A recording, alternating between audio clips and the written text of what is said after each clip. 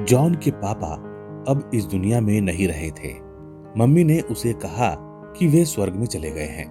John को नहीं पता था कि स्वर्ग कहाँ है, इसलिए वह पापा को खत भी नहीं लिख सकता था। क्रिसमस आने वाला था। हर क्रिसमस को वह हमेशा अपने पिता को पूरी सूची बनाकर देता था कि उसे क्रिसमस पर कौन कौन से उपहार चाहिए, और उसके पापा यह ध्यान रखते थे कि जॉन के लिए सांता वही सब उपहार लेकर आए जो उसे अच्छे लगते थे। लेकिन वह अब क्या करता?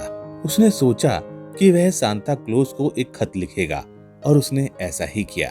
फिर उसने सांता क्लॉज को एक खत लिखा जिसमें उसने अपनी सारी परेशानियां बताई। जॉन ने खत में लिखा, प्रिय सांता, मेहरबानी करके ध्यान दे, मुझे यह सब चाहिए: पटरी वाली खिलौना गाड़ी, समुद्री डाकुओं की कहानी वाली किताब, एक नाविक की पोशाक, मम्मी के लिए नया हैट, बेबी के लिए टेडी बियर। उम्मीद करता हूँ कि यह सूची बहुत लंबी नहीं है। जॉन ने बहुत आराम से अपना पता भी एक कोने में लिख दिया। फिर उसने उस पर एक डाक टिकट लगाई और उसे गली के नुक्कड़ पर बने लेटर बॉक्स में डाल दिया। वह खत डाकघर पहुंचा। जो लड़का खतों को छांटता था वह सांता के नाम आया खत देखकर जोर जोर से हंसने लगा। अरे सुनो, एक लड़के ने सांता को खत लिखा है और वह चाहता है कि हम इसे स्वर्ग में भेज दें। सभी खराब दिमाग वाले इसी गांव में रहते हैं क्या? पता नहीं वो लोग क्या क्या कल्पना कर लेते हैं। उसने यह सब आसपास वालों से कहा। फिर किसी ने सुझाव दिया, इसे डेड लेटर ऑफिस को भेज दो क्योंकि इस पर गलत पता लिखा है। दूसरा बोला, इसे आग के हवाले कर दो। यह सब ओलिवर सुन रहा था। उसने बोला, नहीं, ऐसा मत करो, इसे मुझे दे दो। ओलिवर भी एक डाकिया था। उस लड़के ने खत ओलिवर की ओर उछाल दिया। ओलिवर ने उसे आराम से पढ़ा।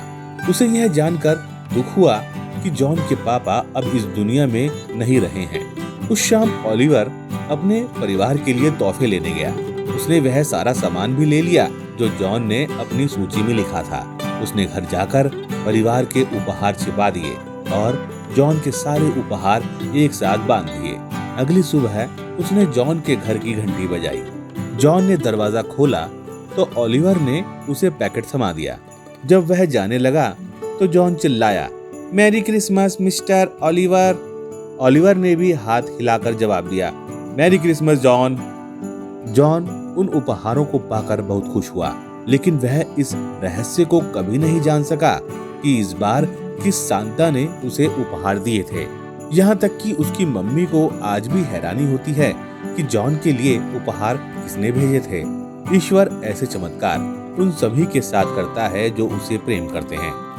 इस कहानी से हमें यह शिक्षा मिलती है, ईश्वर अपनी भेंट किसी दूसरे के माध्यम से ही दिया करता है।